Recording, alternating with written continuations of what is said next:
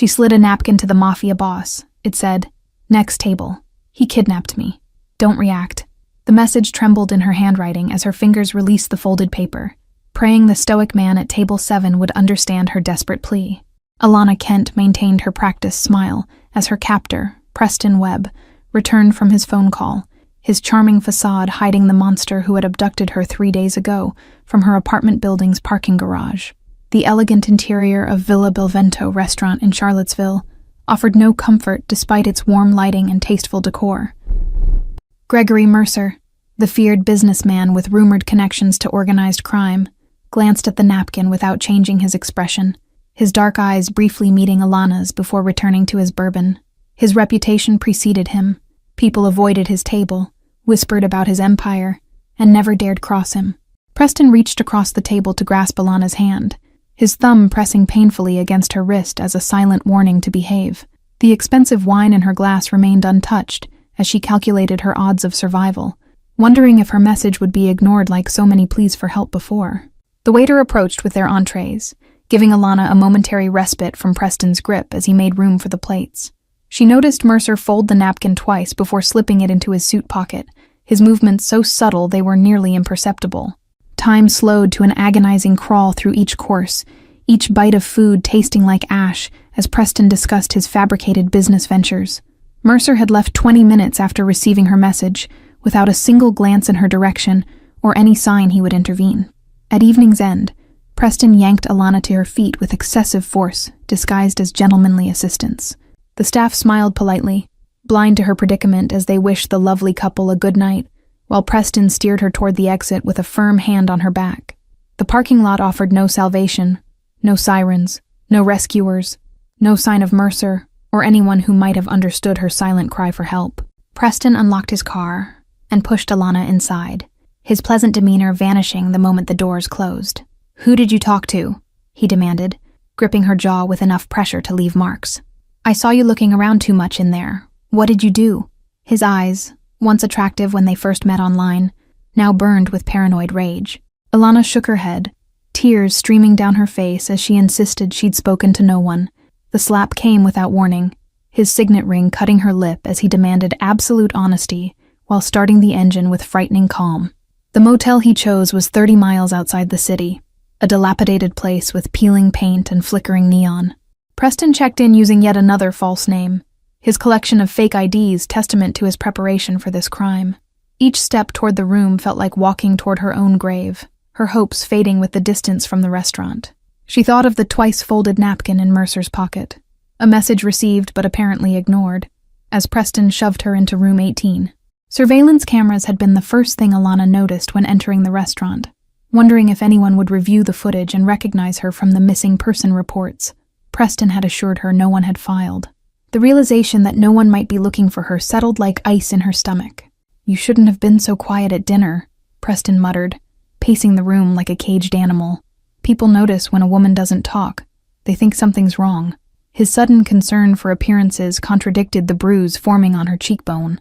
Morning came with no rescue, just Preston's announcement that they would be moving again to avoid staying in one place too long. Alana nodded mechanically, her spirit crumbling as she realized the napkin had been her one chance at freedom, a chance now gone. The second motel was worse than the first, hidden from the main road and frequented by people who valued anonymity above cleanliness or safety. Preston seemed to know exactly which establishments wouldn't require proper ID or ask uncomfortable questions about Alana's increasingly disheveled appearance. 3 days had passed since the restaurant, and Alana had begun to lose track of time, her world narrowing to watching Preston's moods and anticipating his needs to avoid triggering his volatile temper. The pattern was becoming clear. Move at night, sleep during day, never stay anywhere longer than 24 hours.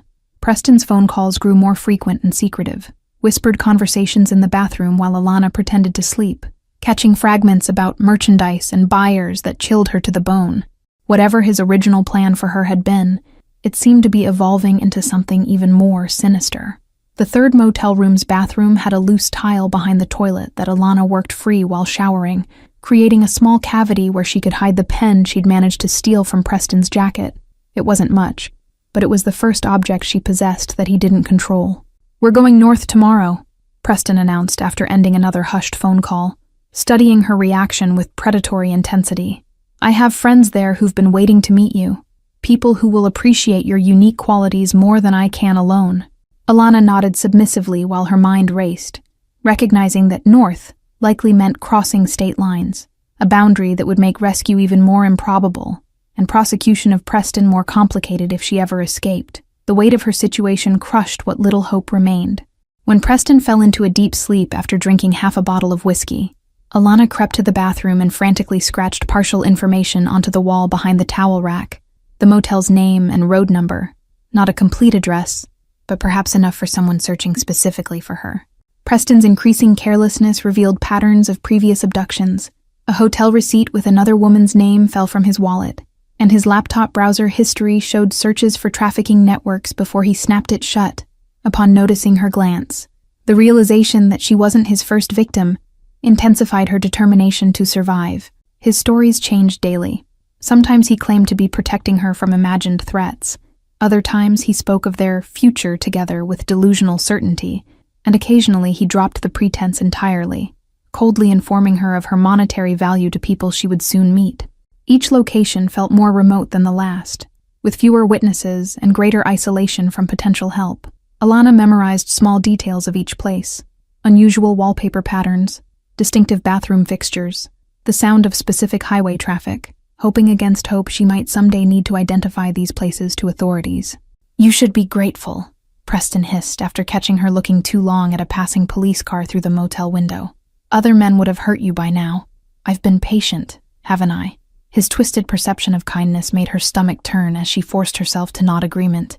The fifth night brought torrential rain that drowned out all other sounds, isolating them further in a roadside cabin with no neighboring occupants.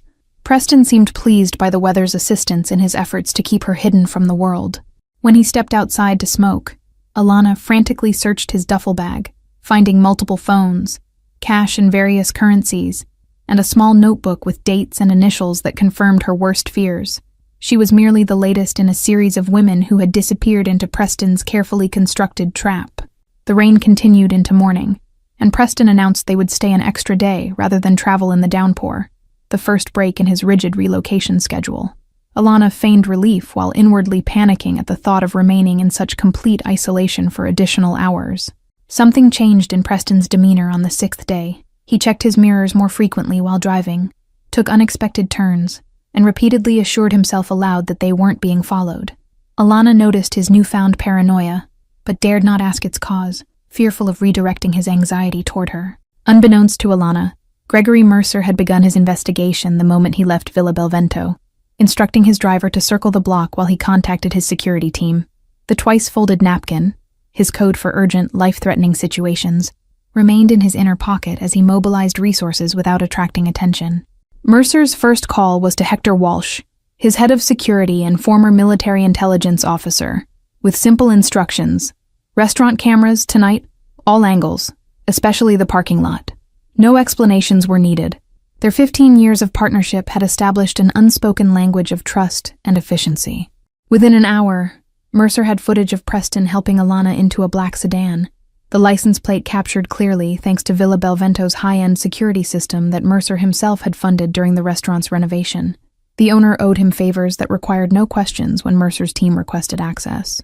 "Richard Fowler," Hector reported after running the plate and driver's image through several databases.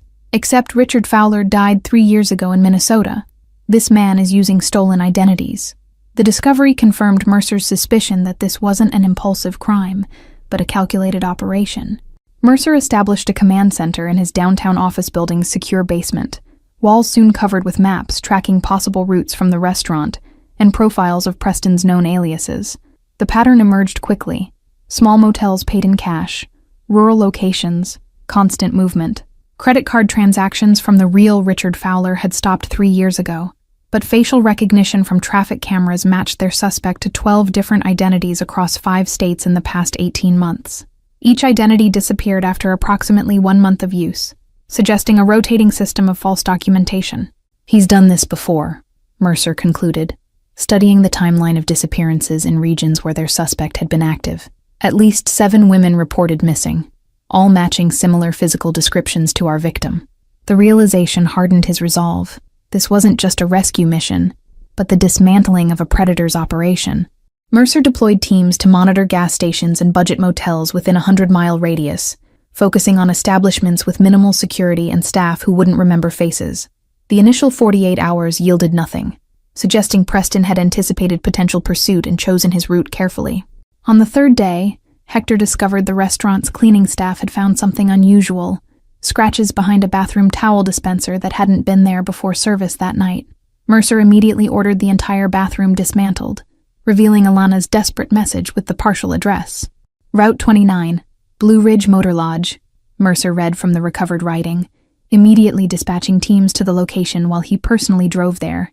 His usual security detail expanded to include men with specific extraction skills. The motel manager confirmed a couple matching their description had stayed, but left the previous morning. A maid at Blue Ridge remembered Alana's distinctive watch, a detail Mercer had noticed at the restaurant, and mentioned the woman had seemed unusually interested in knowing exactly where they were located. This confirmation that Alana was actively creating breadcrumbs renewed Mercer's determination to follow her trail. The breakthrough came on day 5, when a gas station attendant 70 miles north reported a man matching Preston's description, purchasing supplies with cash, appearing nervous, and checking his surroundings repeatedly. Security footage showed Alana waiting in the car, her posture defeated but her eyes alert, scanning her surroundings with purpose. Mercer's team triangulated potential locations based on the gas purchase amount and vehicle type, narrowing their search to a 15-mile radius of rural cabins and isolated motels. The heavy rainfall had forced many travelers to stop, inadvertently helping Mercer by keeping Preston stationary long enough to be located. Pinehaven Cabins, Unit 6, Hector confirmed after midnight on the 6th day, his voice betraying rare emotion. Separate units, minimal occupancy due to the storm, vehicle matching our target parked outside. The coordinates were immediately relayed to all team members as Mercer himself drove through the downpour toward the final confrontation with the man who had unknowingly challenged his authority by bringing danger into his territory. The stolen pen became Alana's most precious possession, hidden inside the hem of her sleeve when they moved and retrieved, only when Preston left her alone. In the quiet moments between his absences, she documented her journey through subtle marks that wouldn't immediately draw attention. At the 6th location, a hunting cabin with mounted deer heads that seemed to watch her every move, Alana discovered a loose floorboard beneath the bed. She tore a strip from her blouse, wrote, "Help, Preston Webb, kidnapped," with the pen, and sealed it within the floor cavity, hoping a future guest might discover her message. Preston's growing agitation manifested in constant phone checking and unusual driving patterns, doubling back on roads, taking unmarked forest paths, and parking at odd angles to monitor approaching vehicles. His previously meticulous planning showed cracks that gave Alana her first genuine sense that something had disrupted his operation. "We've been compromised," he muttered while pacing the cabin, his palm repeatedly striking the wall with increasing force. "Someone's asking questions about Richard, someone who shouldn't know that name." The revelation that his alias had been identified sent him into a spiral of paranoia. During one of Preston's longer absences, allegedly to scout their next location, Alana discovered his backup phone hidden between the mattress and box spring. Though locked, the notification preview showed a message warning about M's people asking questions downtown, confirming her suspicion that someone was indeed searching for them. Preston returned with supplies that indicated a longer stay, enough food for days, additional locks for the cabin doors, and a hunting knife he placed conspicuously on the nightstand as both tool and threat. The isolation of their location now felt like a double-edged sword. No witnesses to help her, but also fewer options for Preston to relocate quickly. Alana began feigning illness to gain more time alone, exploiting Preston's germophobic tendencies to maximize her privacy in the bathroom. During these precious moments, she scratched their location details into every hidden surface, under sink edges, behind mirror frames, between cabinet joints. The rhythmic tapping from Preston's pacing became a pattern Alana recognized. 3 steps, pause, 4 steps, longer pause, unintentionally revealing his mounting anxiety as hours passed. Each nervous tick and agitated sigh confirmed that whatever system had previously protected him was now failing. On the 7th night, headlights briefly illuminated the cabin windows before quickly disappearing down the adjacent forest road. Preston froze mid-sentence, his hand instinctively reaching for the knife as he ordered Alana to the floor and extinguished all lights, his breathing shallow and irregular with barely contained panic. "We leave at dawn," he whispered after 20 tense minutes of silence, stuffing belongings into his duffel with uncharacteristic disorganization. "Someone knows we're here. We need a new location immediately." His formerly methodical approach had devolved into reactive fear. Alana nodded obediently while surreptitiously loosening the bathroom window's frame, creating a minor structural weakness that wouldn't be immediately visible. Each small act of resistance felt like reclaiming fragments of her agency, despite the seemingly hopeless circumstances. During the night, Preston's fitful sleep was interrupted by nightmares that caused him to cry out names. Ashley, Bethany, Joanne, women unknown to Alana but whose terror she now shared. The inadvertent confessions confirmed her suspicions about previous victims and strengthened her determination to end his predatory cycle. Morning brought unexpected fog that delayed their departure, forcing Preston to repeatedly consult weather reports on his phone. Alana noticed his battery draining quickly from constant use, a small vulnerability she filed away as potentially useful information. While Preston loaded the car, Alana quickly scrawled their next destination, overheard during his recent call, on a scrap of paper tucked into the cabin's guest book. The act felt simultaneously futile and necessary, another breadcrumb that might guide whoever was following their trail. As they drove away from the cabin, Alana committed every landmark to memory: the distinctive split oak at the property entrance, the faded blue mailbox at the first intersection, the broken guardrail at the highway junction, creating a mental map she hoped would someday lead authorities back to her evidence. Gregory Mercer's methodical approach contrasted sharply with Preston's deteriorating composure, where one man spiraled into paranoia, the other constructed a precise web of surveillance and intelligence. Mercer activated contacts at every fuel station within 50 miles of their last confirmed location, creating a network of watchful eyes. The Pine Haven cabins proved a near miss. Preston and Alana had departed just hours before Mercer's team arrived, but the cabin yielded crucial evidence. The hidden message beneath the floorboard confirmed they were pursuing the right target and provided his full name, allowing for more specific database searches. "Preston Webb exists in fragments," Hector reported, compiling records across multiple states. Former military with dishonorable discharge, domestic violence complaints that mysteriously disappeared, short-term employment at transportation companies with access to travel records. The profile of their adversary grew clearer and more disturbing. Highway patrol cameras captured the sedan traveling northward at dawn, though Preston had removed the license plates, demonstrating his awareness of tracking methods. However, the vehicle's distinctive dent in the rear bumper, not present in earlier footage, provided a new identification marker for Mercer's search teams. At a rural diner 50 miles from Pine Haven, a waitress recalled serving a couple matching their description, mentioning the woman had accidentally dropped her fork twice and seemed to linger in the bathroom longer than necessary. Mercer's team discovered Route 40 Motel scratched inside the paper towel dispenser, another breadcrumb from Alana. While Preston believed himself hunted by anonymous forces, Mercer systematically assembled his prey's history. Military records revealed specialized training in evasion techniques but dishonorable discharge for psychological unsuitability, explaining both his capability for prolonged evasion and his deteriorating decision-making under pressure. The tactical advantage shifted further when Preston's phone pinged a tower near Route 40, confirming Alana's bathroom message and narrowing the search perimeter. Mercer deployed teams to every accommodation along a 30-mile stretch, instructing them to remain invisible while gathering intelligence. "Motion sensors detected at the property line," Hector warned, as Mercer's vehicle approached the hunting cabin Preston had recently vacated. "He's setting rudimentary alarms now, getting desperate." The increasing precautions indicated Preston sensed the narrowing circle but couldn't identify his pursuers. The guest book yielded Alana's final message: Lakeside Motor Court, a location just 15 miles from their current position, and notorious for accommodating clients seeking anonymity. Mercer immediately redirected his convoy, while instructing advance teams to establish a perimeter without alerting the motel staff. Night had fallen by the time surveillance confirmed Preston's vehicle parked behind Unit 12, curtains drawn tight with occasional shadows moving across them. Thermal imaging revealed 2 heat signatures inside, one stationary on the bed, the other pacing erratically by the window. "He's watching for followers," Mercer observed, noting the regular pattern of Preston checking the parking lot. "But he's only watching the front approach. He hasn't secured the rear access." This oversight would provide the entry point for the extraction team, who moved into position with practiced silence. The extraction plan prioritized Alana's safety above all else. No sirens, no announcements, no opportunity for Preston to use her as leverage or cause harm in a final desperate act. Mercer would enter first, against Hector's protests, unwilling to delegate the responsibility he had accepted when he pocketed her napkin plea. Rain began falling again as midnight approached, providing additional sound cover for the team's movements. Mercer silently thanked whatever cosmic force had arranged this meteorological assistance as he positioned himself at the rear door of Unit 12, listening for movement inside.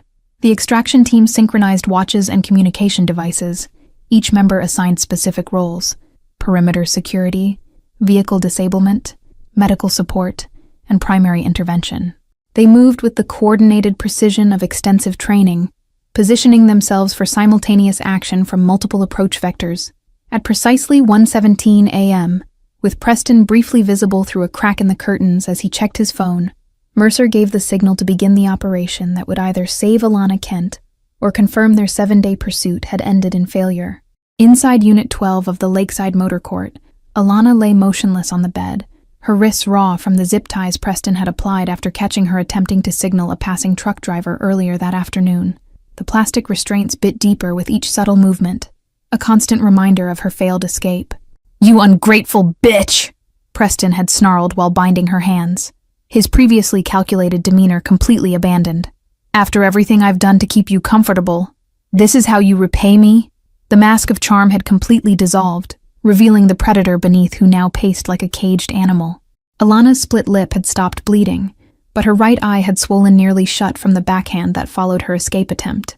Preston had never struck her face before, always careful to leave no visible marks, but his deteriorating control had shattered that restraint along with her last cell phone, the pieces scattered across the bathroom floor.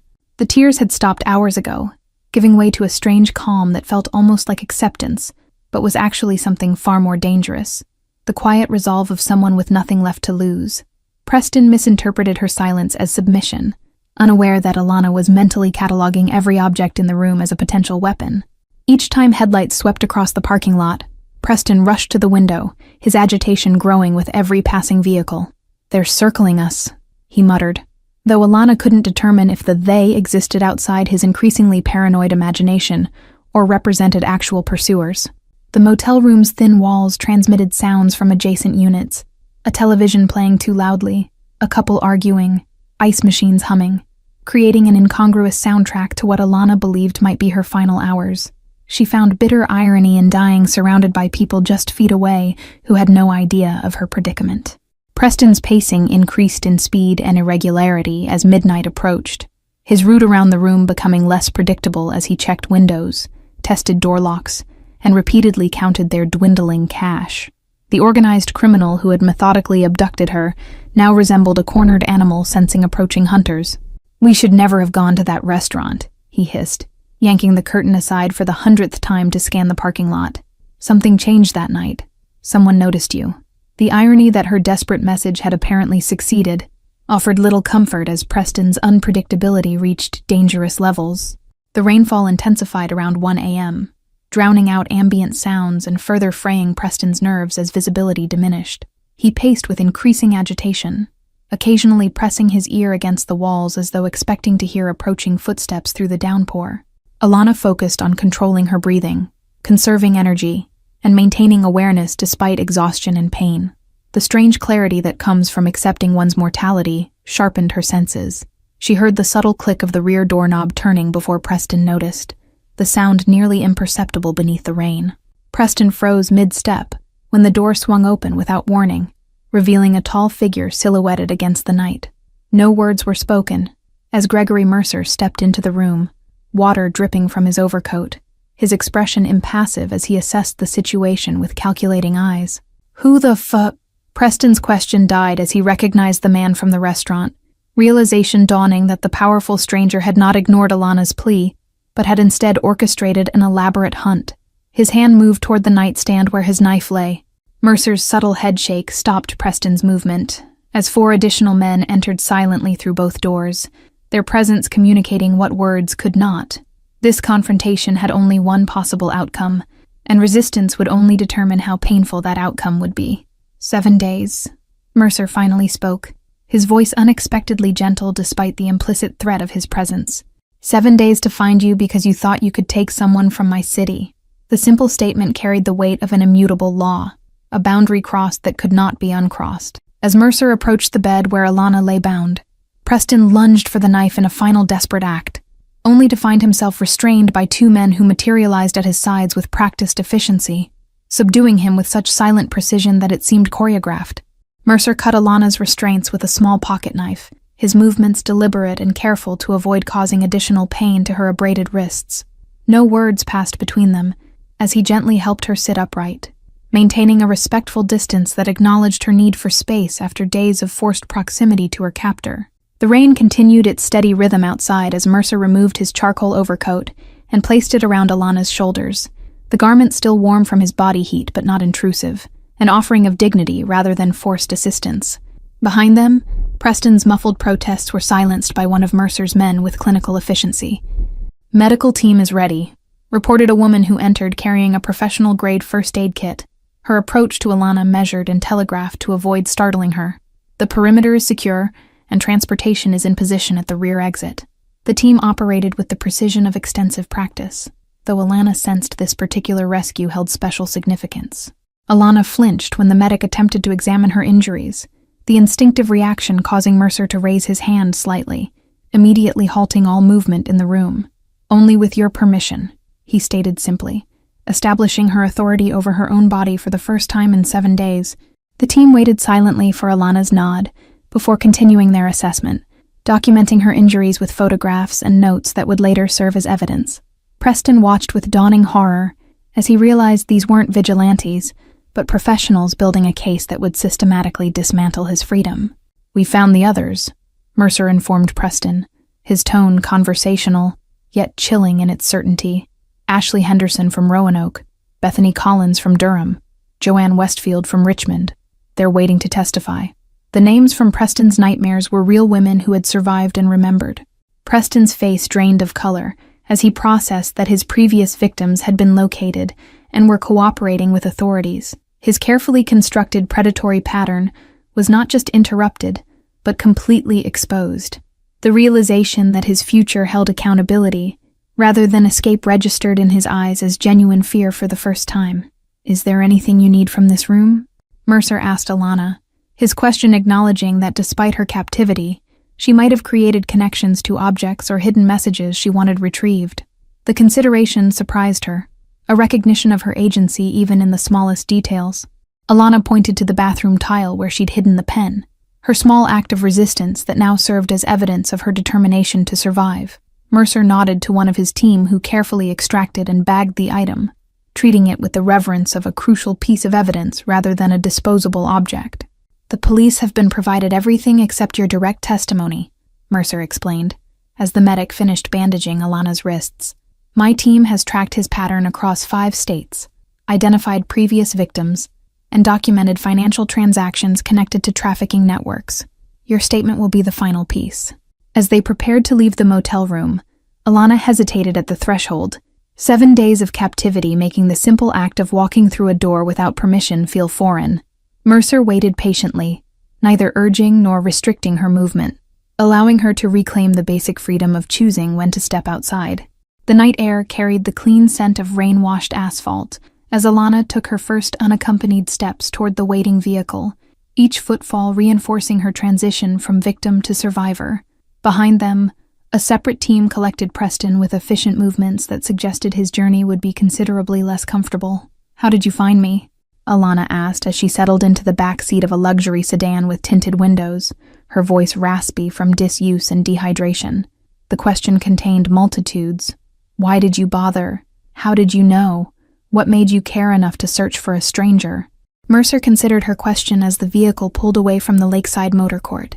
His response measured not from calculation, but from honesty. "I didn't ignore your message. I just needed time to find you properly," he explained, respecting her enough to offer the unvarnished truth rather than comforting platitudes. The convoy traveled in silence for several miles, the rhythmic swish of windshield wipers providing the only soundtrack to Alana's contemplation of freedom, a concept that had seemed increasingly abstract during her captivity. but now materialized with each mile of distance from Preston Webb. Dawn broke as they reached the outskirts of Charlottesville, the convoy bypassing the city center to approach a gated estate nestled among old-growth trees.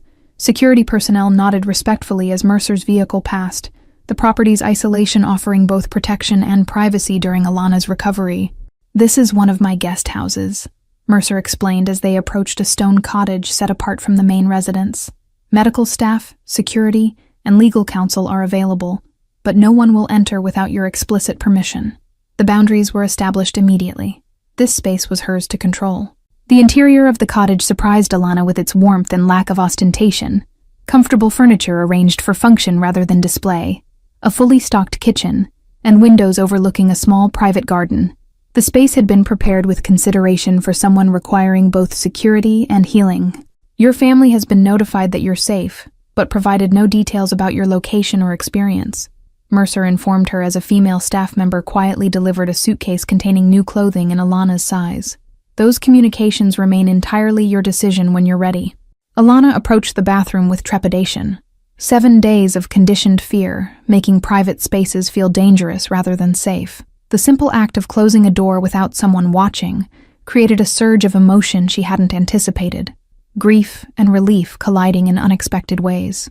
The cottage had been stocked with essentials that demonstrated an understanding of trauma recovery: lavender-scented bath products known for calming effects, loose clothing without restrictive elements, and multiple nightlights strategically placed to eliminate dark corners. These thoughtful preparations suggested Mercer had assisted others in similar circumstances. A small leather-bound journal sat on the bedside table with a handwritten note, "For when words need a safe place." The blank pages offered a private sanctuary for thoughts Alana wasn't ready to share, memories, nightmares, and fragments of her experience that existed beyond verbal expression but required acknowledgement for healing. Outside, a discreet security perimeter maintained protective distance, visible enough to reassure but positioned to avoid triggering surveillance anxiety. The guards rotated positions in patterns designed to prevent predictability, while ensuring comprehensive coverage, their presence a shield rather than a confinement. Food had been prepared with consideration for depleted nutrition and potential appetite issues. Simple, nutrient-dense options in small portions that wouldn't overwhelm a system accustomed to restriction. A nutritionist would later explain this was part of a comprehensive recovery protocol addressing both psychological and physiological needs. The mirror revealed a stranger, hollowed eyes, bruised skin, and a wariness that hadn't existed before Preston Webb entered her life. Alana studied her reflection with clinical detachment, cataloging the visible changes while acknowledging the invisible ones would take longer to identify and address. When she emerged from the bathroom wearing clean clothes, Mercer stood respectfully near the exit, maintaining the distance that had characterized their interactions. "My number is programmed into the house phone," he explained, placing a small business card on the entryway table before turning to leave. "Why did you help me?" Alana asked, the question that had circled her thoughts since the rescue finally finding voice. "You don't know me. There was no reason for you to care about that napkin." The randomness of her salvation seemed almost as arbitrary as her abduction, though with opposite intent. Mercer paused, considering her question with the seriousness it deserved, rather than dismissing it with platitudes. "The restaurant is in my territory," he finally answered, the simple statement revealing a complex code of responsibility and protection that defined his understanding of power. "Preston will never approach you again," Mercer assured her, the statement carrying the weight of absolute certainty. "The evidence we've gathered ensures his imprisonment, and my reputation ensures his associates won't continue his work." The protection extended beyond the immediate threat to the broader network that had enabled Preston's crimes. Sleep came unexpectedly as Alana lay on the cottage's bed, her body surrendering to exhaustion, now that vigilance was no longer required for survival. The dreamless rest lasted 14 hours, her system resetting after days of hyper-awareness and fear, healing beginning in the quiet safety of unconsciousness. Alana woke to find a sealed envelope on the nightstand beside a tray of simple food, the paper thick and expensive beneath her fingers as she broke the wax seal. The handwritten note inside contained just 4 lines. "You don't need to run anymore. Your strength created the breadcrumbs that led us to you. The rest of your story belongs to you alone. GM." The implied permission to reclaim her narrative without obligation to her rescuer brought unexpected tears. The acknowledgement of her agency even during captivity validating her small acts of resistance that had helped create her path to freedom. Preston had tried to reduce her to property, while Mercer recognized her as architect of her own salvation. As days passed, Alana gradually reconnected with the world, first through carefully screened phone calls to family, then meetings with detectives and prosecutors who treated her testimony with respect rather than sensation. The legal machinery moved with unexpected efficiency, suggesting Mercer's influence extended through official channels as well. 1 week after her rescue, Alana sat in the cottage garden watching butterflies navigate between flowering plants, their delicate movements emblematic of her own fragile return to normalcy. The psychological evaluation provided by Mercer's medical team had been compassionate but honest. Recovery would be a marathon, not a sprint. The preliminary hearing occurred exactly 1 month after Alana's rescue, her testimony delivered via closed-circuit television to spare her direct contact with Preston Webb. The prosecutor had prepared her thoroughly, but nothing could diminish the power of hearing Preston plead not guilty, despite the mountain of evidence against him. 6 previous victims have agreed to testify, the district attorney informed Alana after the hearing, her expression reflecting genuine respect. Your documentation, the pen, the notes, the breadcrumbs you left, connected cases across jurisdictional lines that might never have been linked otherwise. The safe house had become a sanctuary during Alana's recovery, the boundaries and security allowing her traumatized system to gradually recalibrate.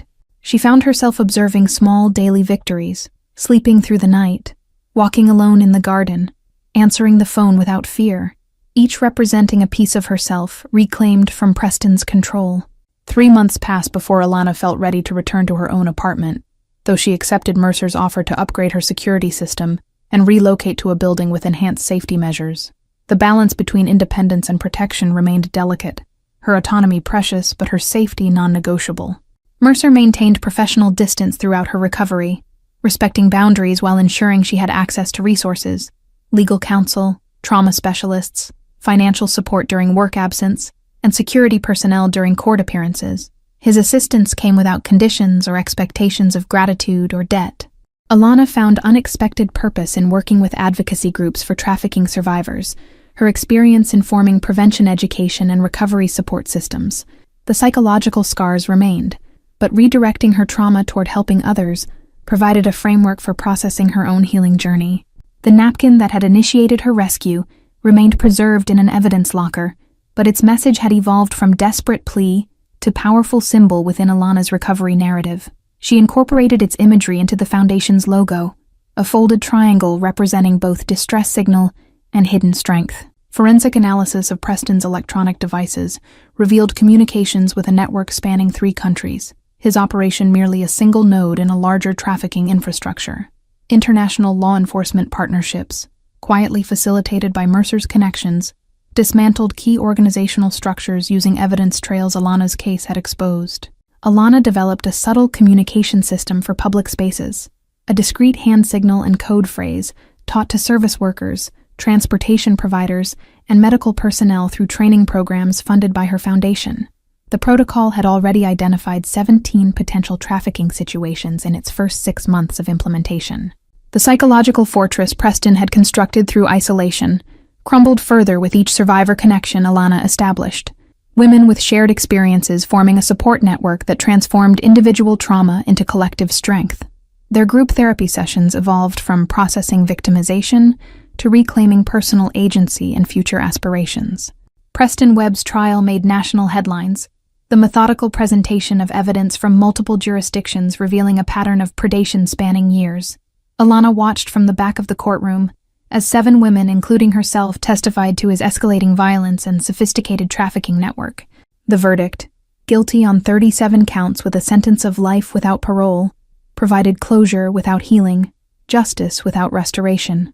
Alana recognized the complexity of her emotions as the judge pronounced sentencing, relief intermingled with grief for the person she had been before Preston entered her life. 6 months after the rescue, Alana returned to Villa Belvento for the first time, her therapist supporting the controlled exposure as part of her recovery process. Gregory Mercer sat at his usual table, acknowledging her with the subtle nod that had begun their unexpected connection that February night.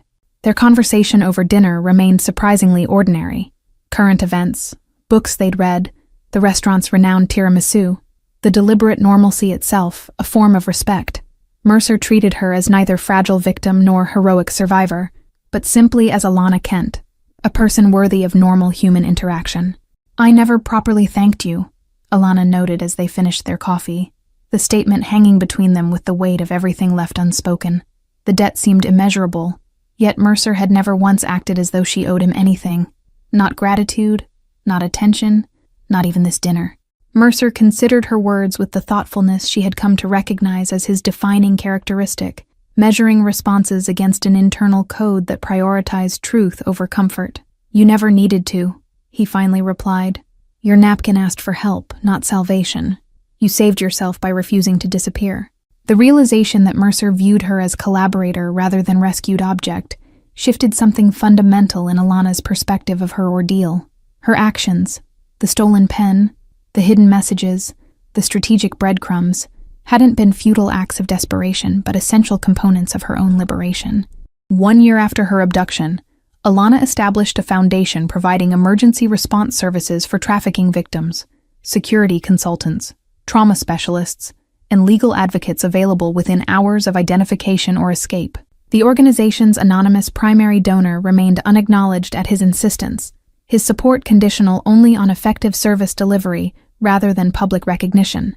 Alana's journey from victim to survivor to advocate transformed her understanding of power, from something taken by force to something built through connection, from control over others to responsibility toward them. The napkin passed to a stranger had created a bridge between two worlds that continued to transform both. Thank you all for following this powerful story of survival and silent courage. If you've been moved by Alana's journey from captivity to freedom, please write in the comments where you're watching from around the world. Your support means everything. Don't forget to like, subscribe, and share this video so we can continue bringing these important stories to light. Remember, sometimes the quietest plea for help can lead to the most powerful rescue.